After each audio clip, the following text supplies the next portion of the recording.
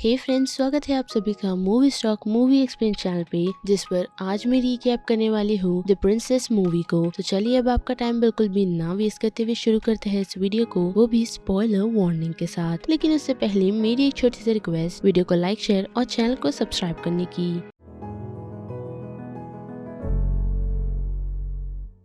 Film की शुरुआत हमें एक प्रिंसेस से दिखाई जाती है, जिसकी सुबह आँख खुलने पर उसे ये पता चलता है कि उसके हाथों में बेड़ियां लगी हुई है, क्योंकि कल रात उसके महल पर कुछ लोगों ने कब्जा कर लिया और उसे बेहोश कर महल के सबसे ऊंचे टावर में लॉक कर दिया। जिसके बाद वहाँ पर 2 गार्ड्स आते हैं प्रिंसेस को चेक करने के लिए, और जब एक गार्ड उसकी तरफ बढ़ने की कोशिश करता है तो प्रिंसेस उसे मारकर अपनी बेड़ियों में से खुद का हाथ तोड़कर निकालती है, और उसके बाद उसके सामने खड़े हुए उस एक गार्ड को वो बड़ी बेदर्दी से अपने हेड पिन की मदद से मार देती है। जी हाँ, ये एक ऐसी प्रिंसेस है जिसे उस सिचुएशन से निकलने के लिए किसी प्रिंस की जरूरत नहीं, और उसी के साथ खड़े दूसरे गार्ड को भी वो बड़ी मेहनत से मारती है, क्योंकि वो गार्ड उस पर काफी हावी पड़ता है। साथ ही वो उस गार्ड को उसी टावर की विंडो से फेंक देती है, और जब ये सारी आवाज सुनकर एक गार्ड उसी रूम के अंदर आता है तो हम देख सकते हैं कि वो वहाँ पर मौजूदा एक काफी हैवी हथियार से उस आए हुए गार्ड का सर फोड़ देती है, और फिर वो उस रूम से निकल के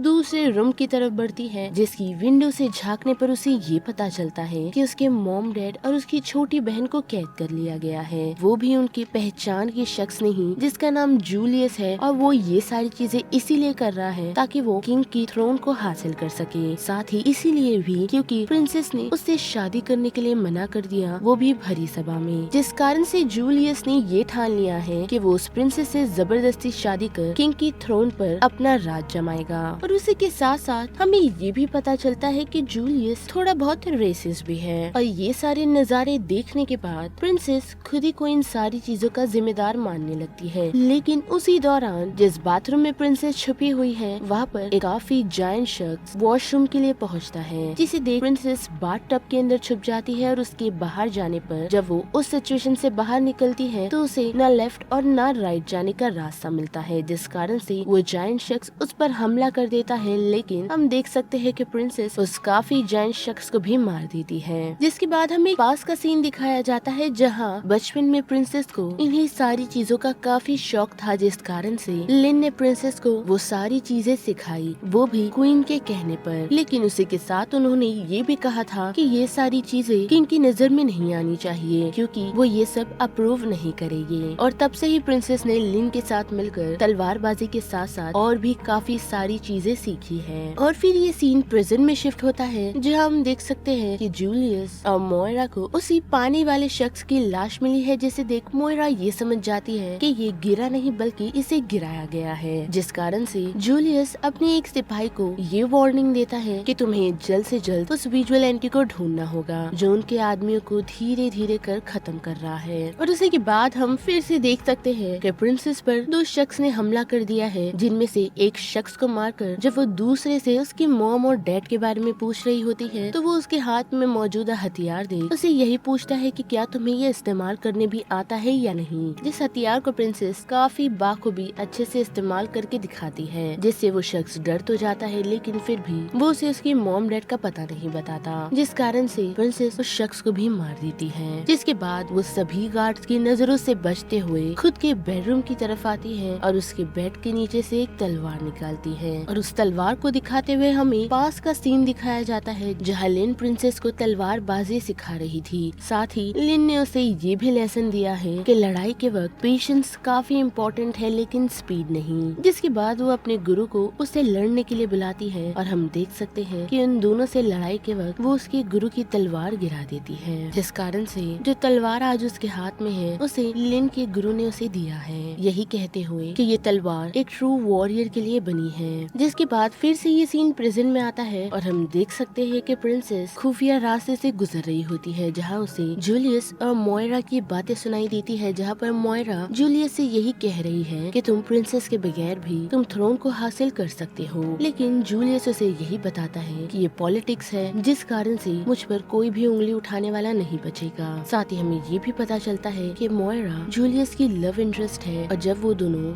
लव मेकिंग कर रहे होते हैं तो उसी दौरान प्रिंसेस जूलियस को मारने की कोशिश करती है, लेकिन उसके सिपाही के आवाज देने पर जूलियस बच जाता है क्योंकि उसे किंग ने बातचीत के लिए बुलाया है। और उसी के साथ हम देख सकते हैं कि जब प्रिंसेस उस खुफिया रास्ते से निकल रही होती है तो उसका सामना एक नाइट से होता है जिसे वो मारकर खिड़की से फेंक देती है, जो नाइट जूलियस और मोयरा के सामने आ गिरता है, जिसे देख जूलियस काफी चिढ़ जाता है और अपने गार्ड्स को उस विजिलेंटी को ढूंढने के लिए कहने लगता है। साथ ही एक शख्स प्रिंसेस को चेक करके जब लौट रहा होता है तो मोयरा उससे इसी बारे में पूछती है, लेकिन हम देख सकते हैं कि जूलियस का एक सिपाही जब मोयरा को क्वेश्चन करने लगता है तो वो सवाल उसे पसंद नहीं आता, जिस कारण से वो उस वॉरियर को मार देती है और बाकी बचे हुए वॉरियर्स को उस विजिलेंटी को ढूंढने के लिए भेज देती है, जिससे बचते हुए प्रिंसेस काफी सारे वॉरियर्स का सामना भी करती है और उनसे बचते हुए खिड़की के जरिए निकल जाती है। और जब वो उस रूम में पहुंच जाती है तो हम देख सकते हैं कि हमें एक फिर से फ्लैशबैक दिखाया जाता है जहां उसने अपने डैड को पहले ही मना किया था कि उसे वॉरियर की लाइफ जीनी है, ना कि किसी राजा की रानी बनना है, लेकिन किंग ने इस बात को इनकार कर दिया, यही कहते हुए कि इस राज्य को एक किंग की जरूरत है क्योंकि तुम जैसे लड़कियां राजगद्दी नहीं संभाल सकती। इतना कहकर किंग ने प्रिंसेस की शादी जूलियस से तय कर दी, जिसका उसने जूलियस को वादा भी किया था और उन्हीं सारी चीजों से चिढ़कर जूलियस ने उन पर अटैक किया है। और जब वो इन सारी बातों को सोच रही होती है तो उसी दौरान हम देख सकते हैं कि लिन वहाँ पर आ पहुँचती है और उसे देख वो उस पर पहले तो हमला करती है, लेकिन उसे पहचानने के बाद वो लिन से पूछती है कि ये सब कैसे हुआ, जिसके जवाब में वो उसे ये बताती है कि रात के वक्त जूलियस की आर्मी ने हम पर हमला किया, जिस कारण से हमारे कोई भी वॉरियर्स तैयार नहीं थे। अब वो सारी बातें सुन प्रिंसेस फिर से खुद ही को उन सारी चीजों का इल्जाम दे रही होती है, लेकिन हम देख सकते हैं कि लिन उसे यही कहती है कि अभी ये समय नहीं है ये सारी चीजें सोचने का,